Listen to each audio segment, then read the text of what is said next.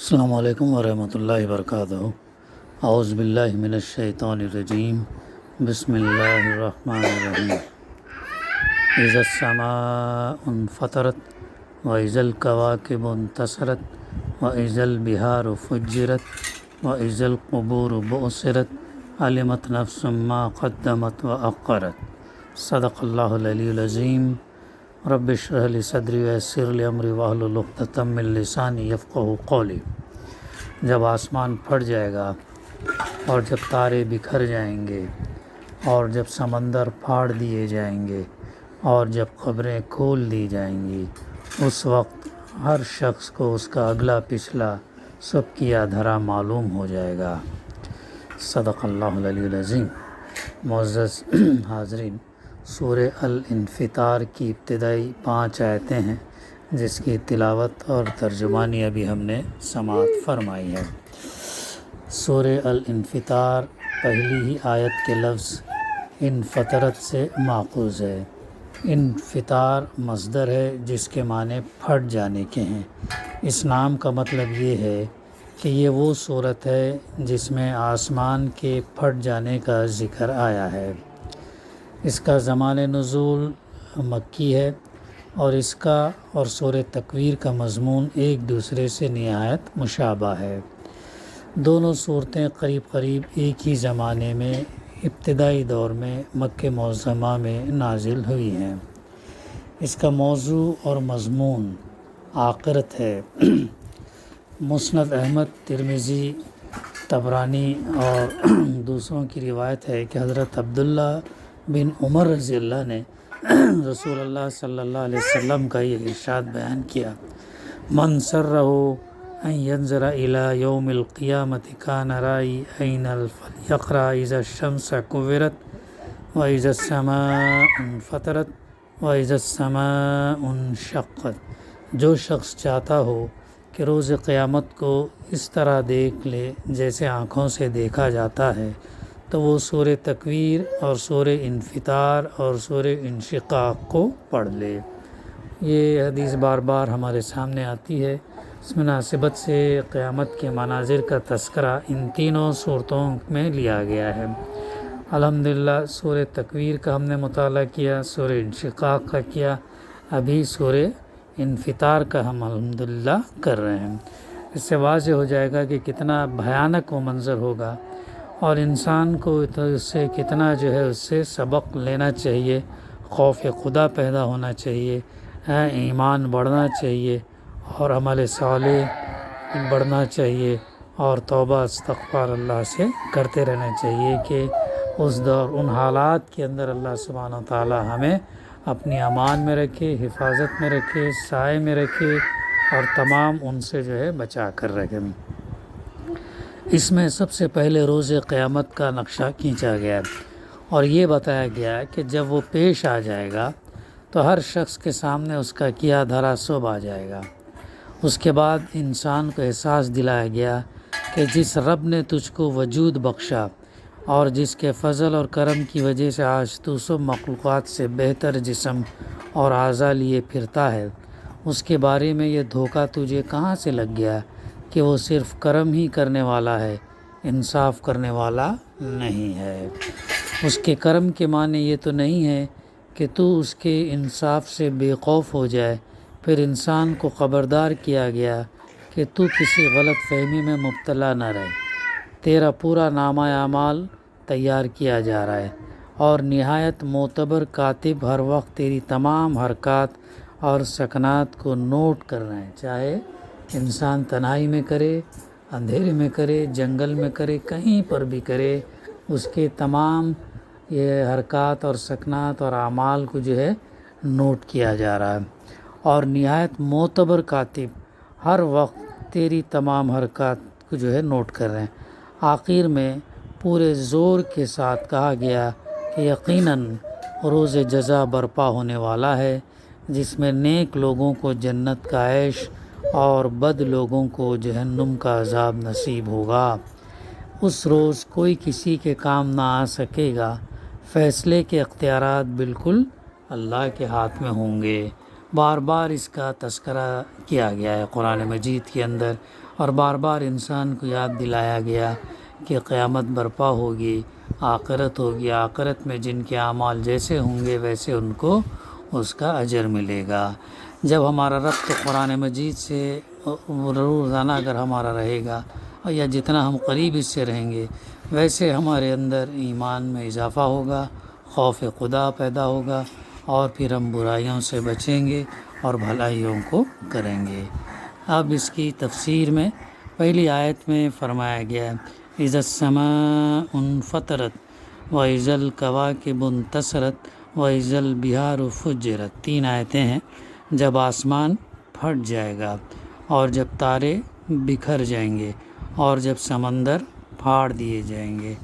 سورہ تکویر گزشتہ ہم نے مطالعہ کیا، اس میں فرمایا گیا کہ سمندروں میں آگ بھڑکا دی جائے گی، اور یہ جو ہے عین ممکنات میں سے ہے، اور آج کے دور میں انسان کو سمجھنا کوئی مشکل کام نہیں ہے، چونکہ اس کا مشاہدہ ہوتے رہتا ہے۔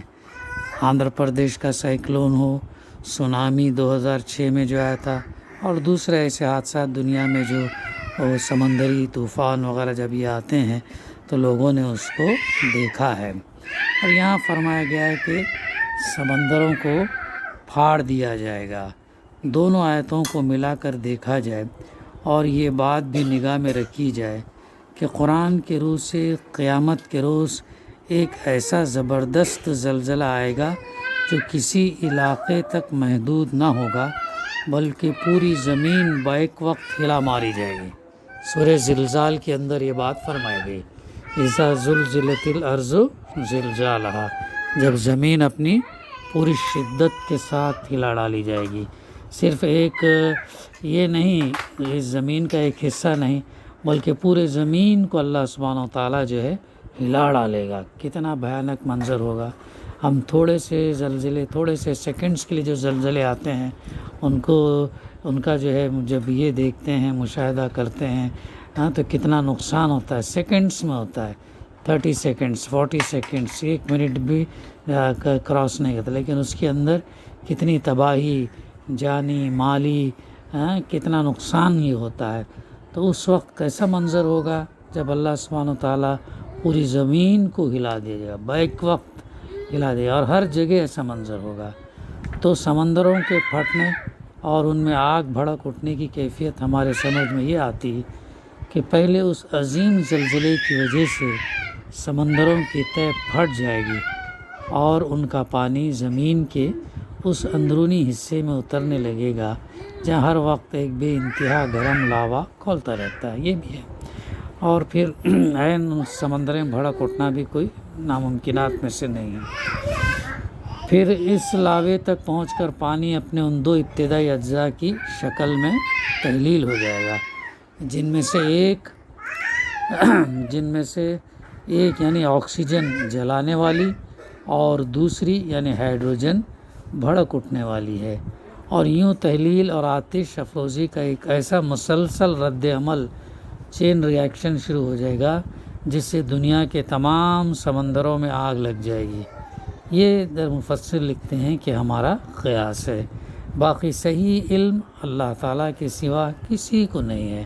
تو یہ جو فرمایا گیا، آسمان پھٹ جائے گا اور تارے بکھر جائیں گے۔ سورہ تکویر کے اندر بھی بات آئی کہ جو تارے ہمیں دکھتے ہیں، جو نہیں دکھتے ہیں، اور اس کرۂ ارض پر کنکر سے زیادہ تارے جو ہے اللہ تعالیٰ اس کائنات کے اندر رکھا ہے، اب نظام شمسی کے ہوں گے یا گیلیکسی کے ہوں گے، ہم یہ بتائیں۔ بہرحال اللہ تعالیٰ یہاں فرما رہا ہے کہ تارے بکھر جائیں گے، جو الیکٹرو میگنیٹک فورسز کے ذریعے سے یہ پکڑے ہوئے ہیں، جکڑے ہوئے ہیں، ایک آربٹ میں ہیں یا ایک ایریے میں ہیں، تو وہ جو ہے اس دن اللہ سبحانہ وتعالیٰ ان کی روشنی اور ان کی جو پکڑ ہے اس کو ریلیز کر دے گا۔ پھر اس کے بعد فرمایا جا رہا وَإِذَا الْقُبُورُ بُعْثِرَتْ عَلِمَتْ نَفْسٌ مَّا قَدَّمَتْ وَأَخَّرَتْ، اور جب قبریں کھول دی جائیں گی۔ قبریں کھول دی جانے سے پہلی 3 آیتوں میں قیامت کے پہلے مرحلے کا ذکر ہے، اور اس آیت میں دوسرا مرحلہ بیان کیا گیا، خبروں کے کھولے جانے سے مراد لوگوں کا اثر نو زندہ کر کے اٹھایا جانا ہے۔ جس طریقے سے آج انسان کو تدفین کیا جا رہا ہے، اس روز قیامت کے دن جو ہے تمام انسان جہاں جہاں جس مقام پر وہ تدفین ہوئے وہاں سے ایک کے بعد ایک جو ہے نکل اٹھیں گے جب سور پھونکا جائے گا۔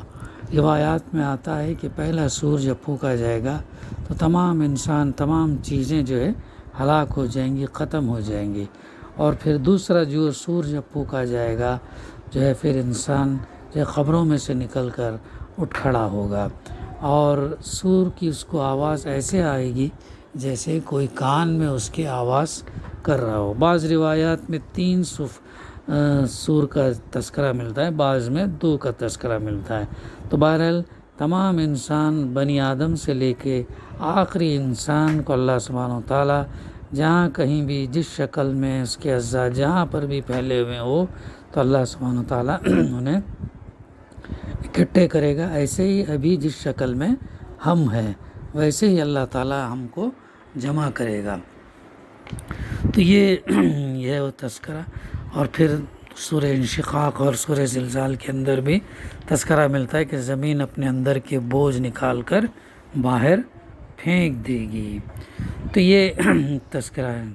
پھر اس کے بعد جو ہے فرمایا جا رہا قبریں کھول لی جائیں گی، اس وقت علمت نفس ما قدمت و اخرت، اس وقت ہر شخص کو، ہر انسان کو اس کا اگلا پچھلا سب کیا دھرا معلوم ہو جائے گا، چاہے ایمان والا ہو، چاہے کفر پر چلنے والا ہو، چاہے کوئی بھی ہو، لاوارث ہو، کوئی کہیں کبھی دنیا کے کرۂ ارض کے کونے کونے کا انسان، ہر دور کوئی انسان نہیں چھوٹے گا، تمام انسانوں کو جو ہے جمع کیا جائے گا۔ تو اصل الفاظ ہیں ما قدمت و اخرت۔ ان الفاظ کے کئی مفہوم ہو سکتے ہیں اور وہ سب ہی یہاں مراد ہے۔ پہلا مفہوم مفسر نے جو لیا ہے، جو اچھا یا برا عمل آدمی نے کرے، جو اچھا یا برا عمل آدمی نے کر کے آگے بھیج دیا وہ ما قدمت ہے، اور جس کے کرنے سے وہ باز رہا وہ ما اخرت ہے۔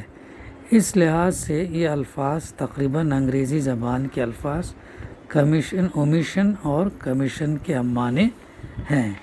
یہ مفسر نے اس کے ایک مفہوم لیا۔ دوسرا مفہوم اس کا یہ کہ جو کچھ پہلے کیا وہ ما قدمت ہے، اور جو کچھ بعد میں کیا وہ ما اخرت ہے۔ یعنی آدمی کا پورا نامہ اعمال ترتیب وار، یعنی سیکوینس وائز اور تاریخ وار اس کے سامنے آ جائے گا۔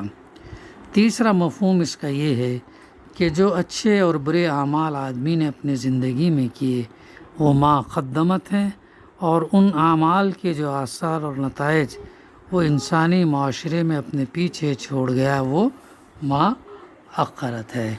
تو یہ اس کے اندر بیان کیا جا رہا ہے۔